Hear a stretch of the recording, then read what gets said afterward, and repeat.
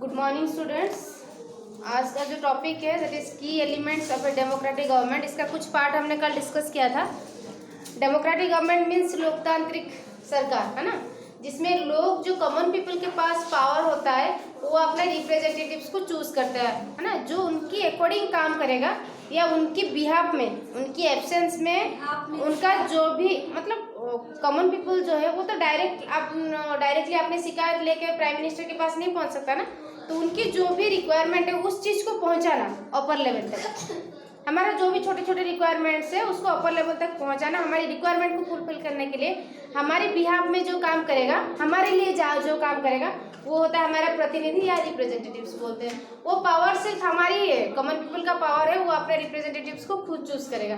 इस चीज़ को क्या बोले थे, कौन सी टर्म था वो, यूनिवर्सल अडल्ट फ्रेंचाइज। ठीक है, यूनिवर्सल अडल्ट फ्रेंचाइज किया था ना, आफ्टर 18 सिटीजनशिप के बाद हमारे पास पावर हो जाते हैं, हम अपने लीडर को चूज कर सकते हैं जो हमारे अच्छे के लिए काम करे। ठीक है, तो ये फर्स्ट पॉइंट था पार्टिसिपेशन। कैसे हमारी पार्टिसिपेशन, हम कैसे पार्टिसिपेट करते हैं एक सरकार बनाने के लिए, कैसे। फर्स्ट पॉइंट है बाय वोटिंग। हमारे पास वोट है, हमारे पास पावर है, हम हमारे लीडर्स को खुद चूज कर सकते हैं। सेकेंड पॉइंट है अदर वेज ऑफ पार्टिसिपेशन, और क्या क्या करके, क्या क्या पार्टिसिपेट करके, कैसे कैसे करके हम हमारी लोकल गवर्नमेंट में 18 ईयर्स के बाद हम भी एलिजिबल हो जाते हैं, एलिजिबल हो सकते हैं, चुनाव लड़ सकते हैं। हाँ, चुनाव नहीं लड़ सकते, मतलब हमारे लीडर को हम चूज कर सकते हैं। मैम कितने ईयर्स के बाद? देखो जैसे कि हमारे MLAs है ना, मीन्स क्या है, मेंबर्स ऑफ लेजिस्लेटिव असेंबली, उनका कितना होता है 25 ईयर्स, 25 साल में। ठीक है, और एक होता है MLC, member of legislative council, Vidhan Parishad की जो मेंबर होते हैं वो 30 साल के बाद इलेक्शन में खड़े हो सकते हैं। ठीक है, तो एज लिमिट होता है, लेकिन एक जो वोटर होता है जिसको वोट देना होता है वो 18 साल के बाद अपने लीडर्स चूज कर सकता है। ठीक है, इसके बाद देखिए अदर वेज ऑफ पार्टिसिपेशन, हम और क्या क्या करेंगे जो कि गवर्नमेंट की बनाने में। जो सब लीडर्स बनते हैं, हाँ, उन लोगों को पैसे भी मिलते हैं। हाँ, अलग अलग सैलरीज दिया जाता है। 18 साल के ऊपर के वोट दे। हाँ, इसी मैं तो कल कह रही थी, इसी पॉइंट को हम बोलते हैं यूनिवर्सल अडल्ट फ्रेंचाइज। एक रूल्स है, रेगुलेशंस बनाया गया है कि इतना एज के बाद ही हम वोटिंग कर सकते हैं। जैसे कि कोई 17 ईयर्स का है नहीं हो सकता, हमारी वोटर ID बनता है ना, उसमें पूरा एज लिमिट्स पूरा दिया जाता है और उसी को अकॉर्डिंग देखा के हमें जाके वोटिंग प्रोसीजर का। मैम अगर उसमें किसी ने गलत लगवा दिया तो क्यों, आजकल उसके सही करने के लिए जैसे आधार कार्ड वगैरह हो तो बिल्कुल अच्छे से प्रूफ होके जाता है ना, तो फिर आगे प्रॉब्लम होने की जरूरत क्या है। बैठो, इसके बाद देखो अदर वेज ऑफ पार्टिसिपेशन। ठीक है, और क्या क्या हमारे रूल्स रहता है एक सरकार के लिए। फर्स्ट पॉइंट क्या है, बिसाइड्स इलेक्शंस, इलेक्शन को छोड़ के people also participate in a democratic country bye expressing their views openly on the policies of the government. हम और कैसे कैसे करके सरकार के काम में हस्तक्षेप कर सकते हैं। सपोज फॉर एग्जाम्पल सरकार ने कुछ रूल्स रेगुलेशंस बनाए, ठीक है, जैसे LPG गैस सिलेंडर का हो गया, कॉस्ट उसका कितना दाम में मिलेगा, वहाँ पे क्या करते हैं, अगर हमें वो चीज़ पसंद नहीं है, हमें वो पॉलिसीज पसंद नहीं है, तो हम उसके अगेंस्ट कदम उठा सकते हैं, जैसे स्ट्राइक वगैरह हो गया, रैली वगैरह बना सकते हैं। ठीक है, तो ये सब करके हम क्या कर सकते हैं, सरकार के अगेंस्ट, अगर सरकार की कुछ पॉलिसीज हमें पसंद नहीं है देन हम उसके अगेंस्ट कुछ कार्रवाई कर सकते हैं। ये एक पार्टिसिपेशन है। ये नहीं कि अंधे की तरह सरकार ने जो भी पॉलिसीज बनाए उसको मान ले, अगर हमें अच्छा नहीं लगता है तो हम प्रोटेस्ट कर सकते हैं। जैसे अभी दिल्ली में किसानों की स्ट्राइक था, सरकार के कुछ रूल्स रेगुलेशंस उनको पसंद नहीं आया, सरकार ने जो रूल्स बनाए उनको पसंद नहीं आया, इसलिए उनके अगेंस्ट उन्होंने रैली शुरू कर दिया। मैम जैसे कि LPG गैस है तो मैम उससे हमने उसके दिया हमें 17 रुपए में और हमें चाहिए 15 रुपए। बस, तो उस सारे कंडीशंस में हम प्रोटेस्ट कर सकते हैं अगेंस्ट सरकार गवर्नमेंट। तो मैम जैसे वहाँ से बन के आया 15 रुपए में और यहाँ पे बेच रहे हैं 17 रुपए में, तो मैम वो कैसे होगा? नहीं क्या मतलब वो कैसे पता चलेगा कि कितने रुपए से आया है शुरू से? नहीं, देखो अगर सरकार ने हमें कुछ पैसे में वो सिलेंडर प्रोवाइड कर रहा है, अगर हमें ये कुछ ज़्यादा हाई कॉस्ट लग रहा है तो हम इस चीज़ के अगेंस्ट रैली कर सकते हैं, स्ट्राइक कर सकते हैं कि नहीं हमें कम अमाउंट में चाहिए। अगर हम सरकार की वो पॉलिसी से सेटिस्फाइड नहीं है तो।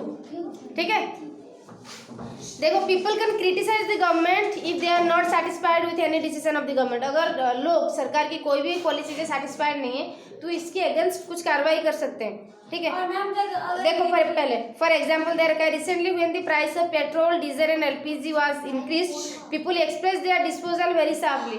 जैसे हमारे जनरली होता है कभी कभी LPG गैस सिलेंडर का रेट बढ़ गया, पेट्रोल का, डीजल, तो हम तुरंत हड़ताल पे शुरू हो जाते हैं। जैसे इंडिया बंद है आज, क्यों?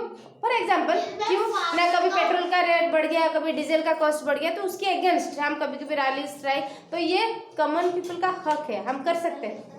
हमें पसंद नहीं है क्योंकि हमने चूज किया है उनको, हमने रिप्रेजेंटेटिव को खुद चूज किया है। और मैम जैसे कोई 17 इयर्स का है, तो उसने अगर उसे कुछ पसंद नहीं आया तो वो खड़ा होगा तो वो नहीं माना जाएगा? क्यों नहीं माना जाएगा?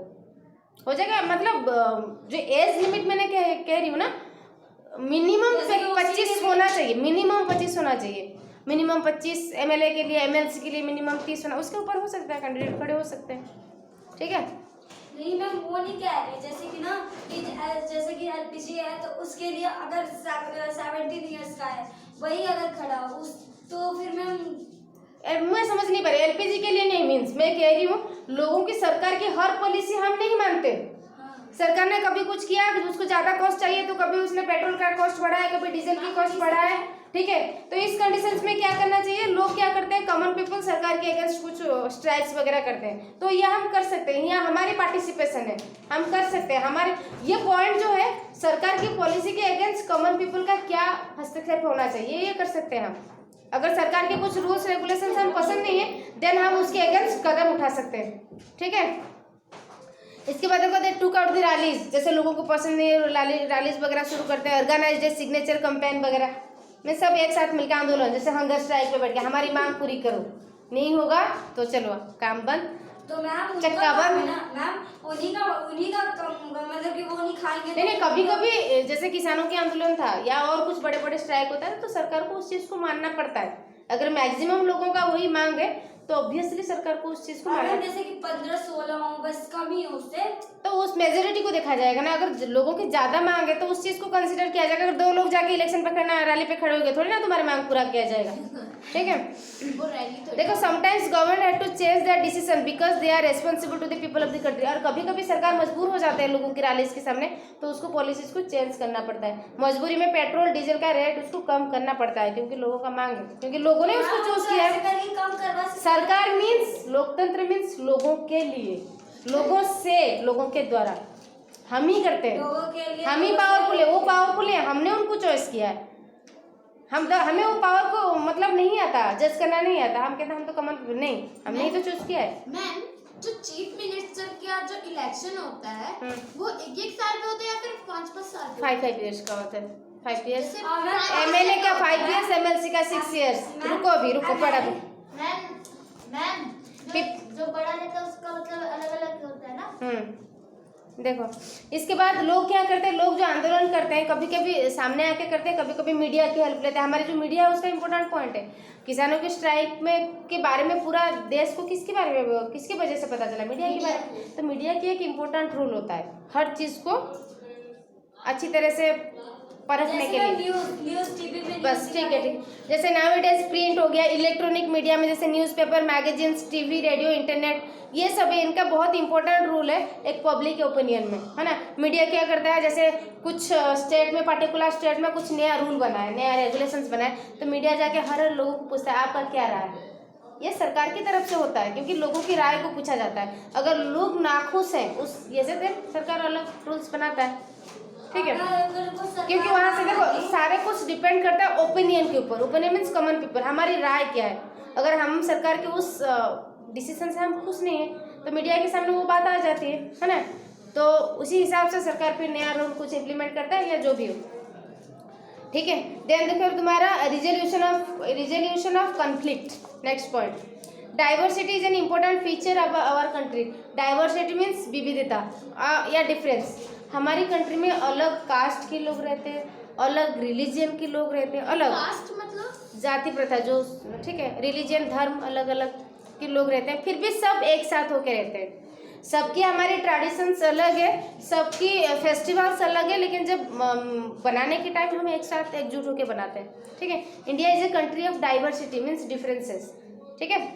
People belonging to different caste and religions live here. यहाँ पे हमारे भारत में लोग सारे धर्म की सारे संस्कृति के लोग रहते हैं, ठीक है। Sometimes this diversity can lead to prejudice and discrimination among people. कभी कभी हमारे बीच में उन सबको लेके कभी कभी डिस्टर्बेंसेस हो जाता है, जैसे ये मुसलमान है, ये हिंदू है, इनका ये रिलीजन है, ये कभी कभी हो जाता है, लेकिन फिर भी सब हम एक साथ ही रहते हैं, ठीक है।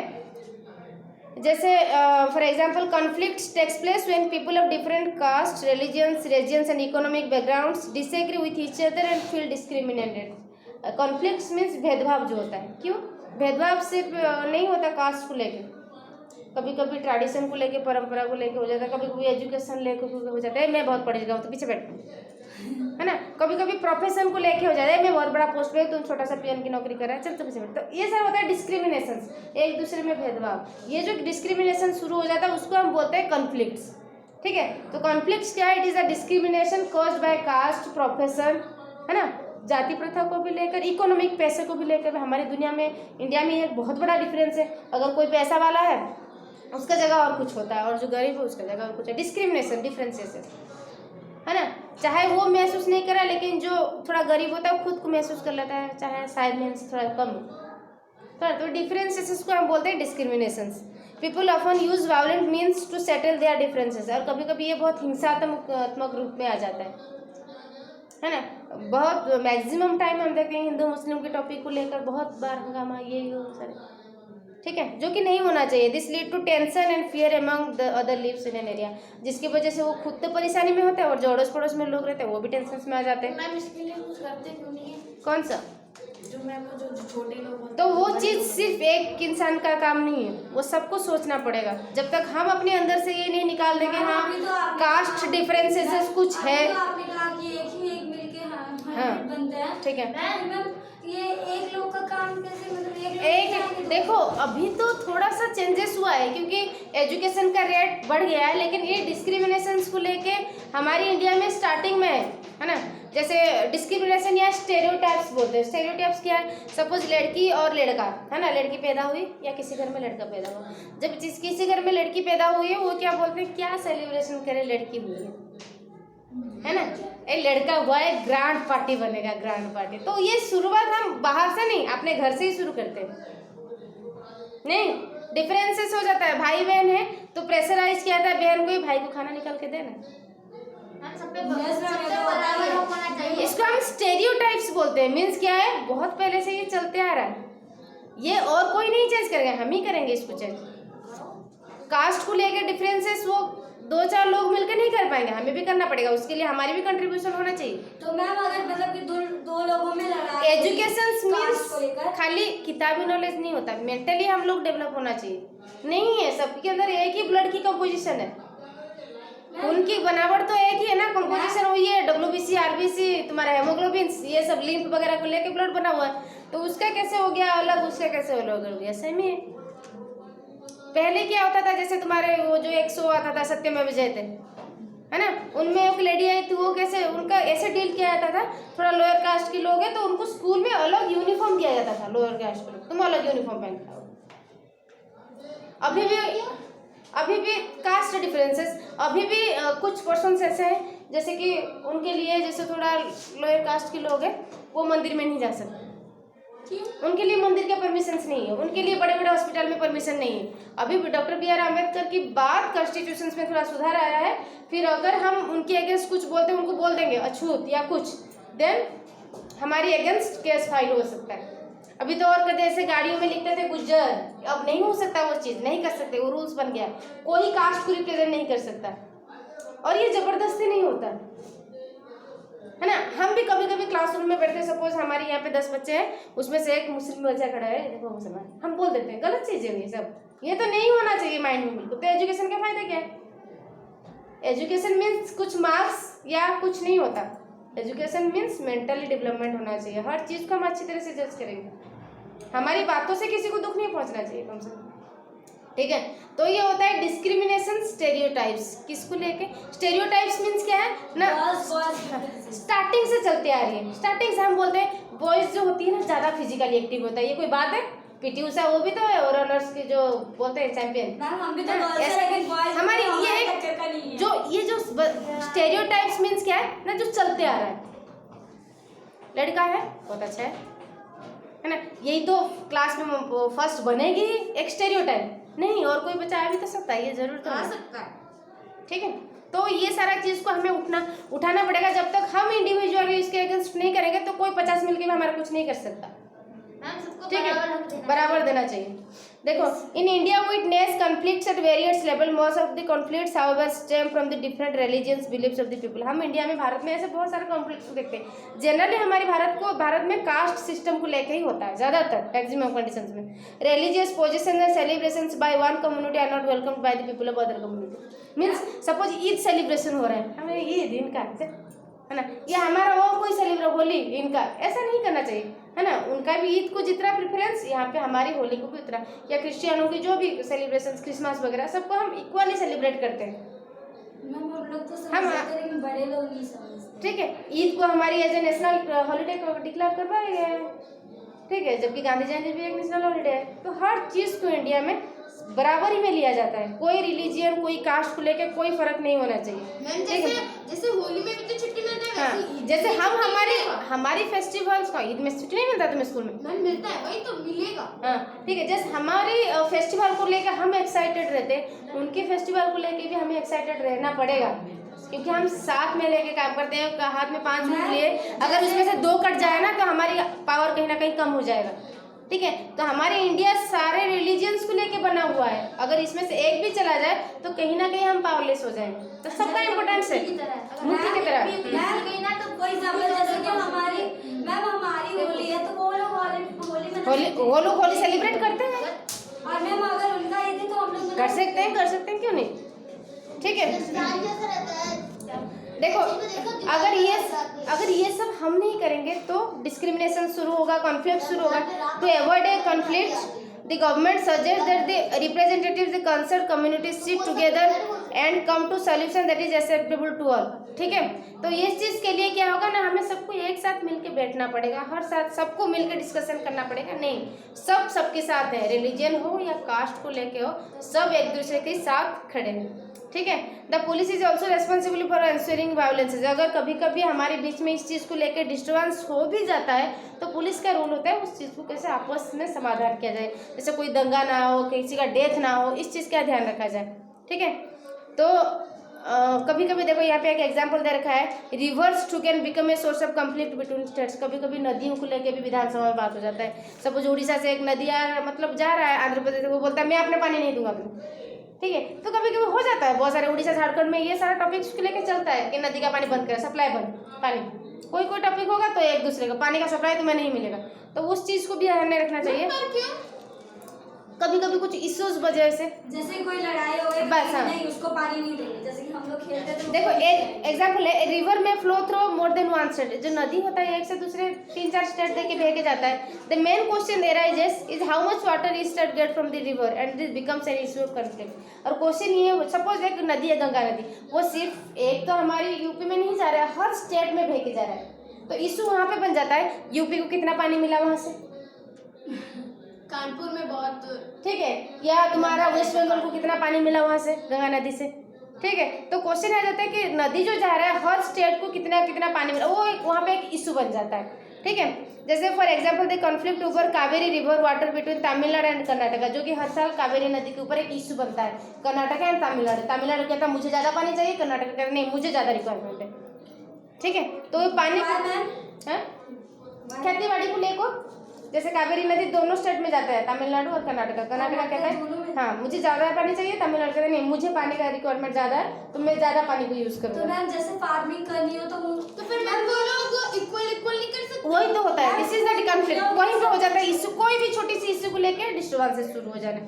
ठीक है, द वाटर स्टोर, रुको, then the water stored in Krishnanagar Dam in Karnataka is used for irrigating a number of districts and to meet drinking water needs for people. The water stored in water dam in Tamil Nadu is used for growing crops. Means कह रहा है, फिर क्या करते हैं issues के बाद फिर इसको समाधान किया जाता है। जैसे तुम्हारा कर्नाटक में कृष्णा सागर डैम है, वहाँ पे पानी को इकट्ठा करके इरिगेटिंग मतलब खेती बाड़ी में यूज़ किया जाता है। ठीक है। ड्रिंकिंग वाटर के तौर पे पानी को पीने लायक भी बनाया जाता है बाई केमिकल प्रोसेस। और उसी कावेरी नदी के पानी को तमिलनाडु में मेट्रो डैम वहाँ पे कलेक्ट करके जैसे तुम्हारे जैसे खेती बाड़ी करना, इरिगेशन करना, ड्रिंकिंग वाटर इरिगेशन मतलब मैम सिंचाई वगैरह, सिंचाई। सिंचाई जैसे खेतों में पानी चढ़ाना डालते डालते हैं, वही पानी का रिक्वायरमेंट, सींचना। हाँ सींचना, ठीक है। तुम्हारा ड्रिप इरिगेशन से अलग अलग, जैसे पहाड़ी इलाका में नोजल्स वगैरह से घूमता रहता है पानी क्योंकि लेवल अलग अलग रहता है, ठीक है। तो वो आपस में हो सकता है। अगर इस चीज़ को लेके इश्यू बनाएंगे कि मुझे ज़्यादा पानी नहीं मिला, उसको नहीं तो मिला, मैम वहाँ पे एमएलए कुछ काम नहीं आता। हाँ, तो वही सारे चीज इश्यूज तभी बनता है। उस चीज़ को लीडर्स पुलिस को बैठ के समाधान करना पड़ेगा, ठीक है। तो आज इतना था, नेक्स्ट पीरियड में हम बाद में डिस्कस करेंगे। Thank you.